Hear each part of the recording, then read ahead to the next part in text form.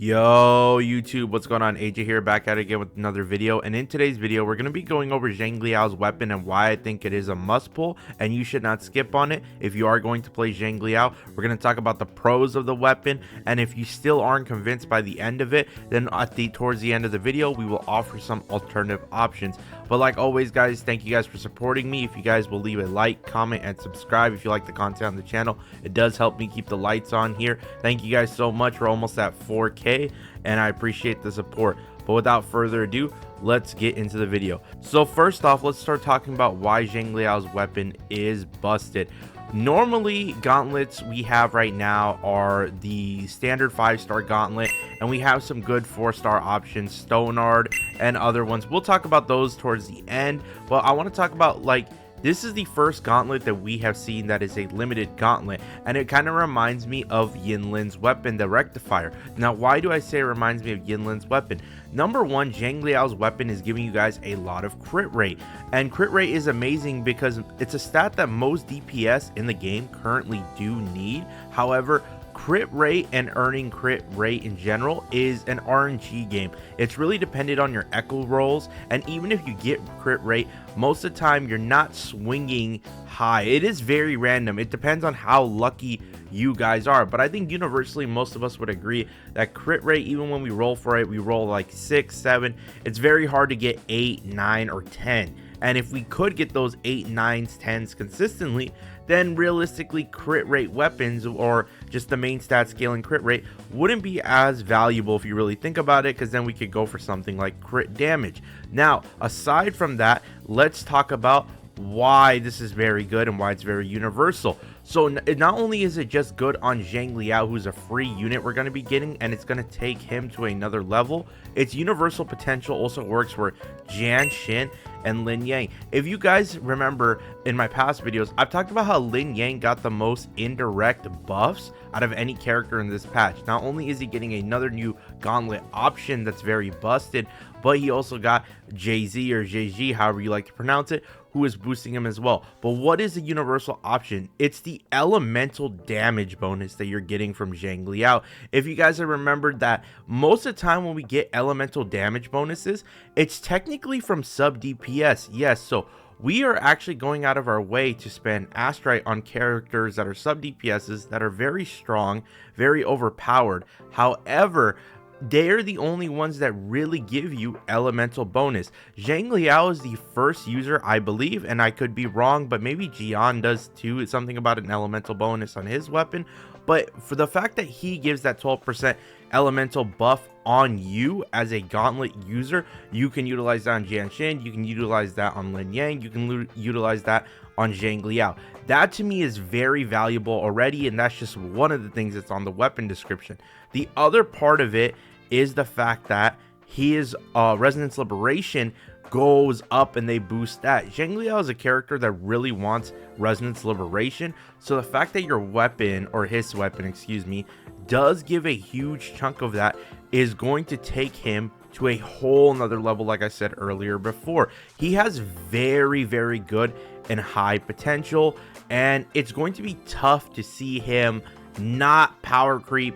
Obviously, maybe potentially even Xiangli, because right now, if you really think about it, Xiangli is in a weird spot, guys, where Xiangli is a very good unit, but Xiangli is missing her dedicated character, and Kuro Games is kind of like hinted at that. If you read within Kuro's kit and what they're talking about, if you look at Xiangli, she gives fusion bonus and she gives some Resonance Liberation buffs, I believe, like that.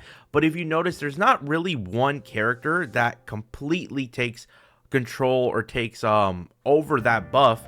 You know, we have Chixia, but she's sort of like that sub DPS in a way. We have not Xiangli, excuse me guys, Encore, and Encore is very good and solid, but Encore is more like slapping 2 DPSs on the field and destroying everything at once. She does take a little bit of that fusion bonus and she does utilize it, but it's not as crazy. It's just that these two are just 2 quick bursting nuking DPSs that are taking out the enemy really fast. So when you look at stuff like that, right guys, it shows with Xiangliyao, who is the better version of Calcharo for free with a Yinlin if you have one, right? Then that comp potentially just does take over Changli, especially if you have his weapon ready to go. Now, the other thing I will say, and why I think you should not skip Xiangliao's weapon if you are having him, even if you don't have someone like Yinlin, Jian Xin also gives you resonance liberation. So the fact that Jian Xin gives you a ton of resonance liberation too, if you have her, you can slap her with Xiangliyao and you're still making this man monster. The other thing I will talk about is power creep. Now, we know that Kuro Games has given us a standard limited 5-star in Calcharo. We had it earlier. Okay, so we had one main 5-star limited electro DPS. Okay, now normally it's not uncommon for us to eventually get another like element DPS, right? However, because Xiangliyao came so early to us and he is free, this is showing us that they're not going to be probably doing an electro DPS for a while. So the thing that I would tell you guys is the fact of you investing in the weapon means Xiangliyao long term, I'm talking about the long term future, how long is he going to be meta?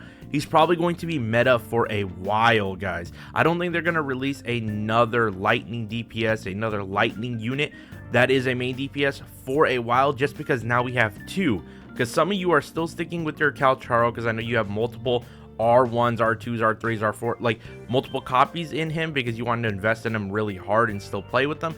The other people, you guys are about R0. You guys just have the standard copy, maybe his weapon. You guys don't like him as much because of the nerfs, so you guys are investing in Xiangliyao.